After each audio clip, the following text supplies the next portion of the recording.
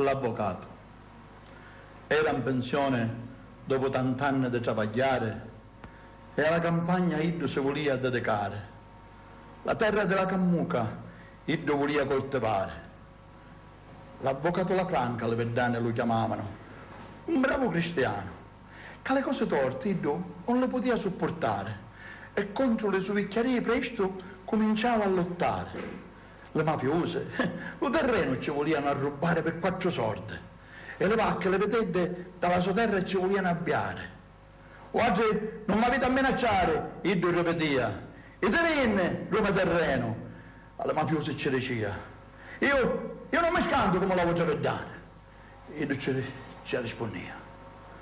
Ma le mafiose lo continuavano a minacciare e anche se lui lì a denunciare lo 4 gennaio del 1997, vicino a Di Caiato, qua sua macchina lo fermarono e dopo che lo fecero scendere due corpi in la faccia ci spararono e come un povero Cristo l'ammazzarono.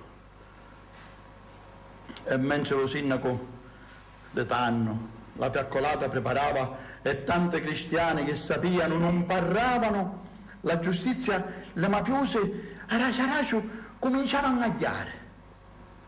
Poi nasceva l'osservatorio, che lo suo nome avanti cominciava a portare e a tutte le cristiane oneste lo fece conoscere e lo fece valorizzare.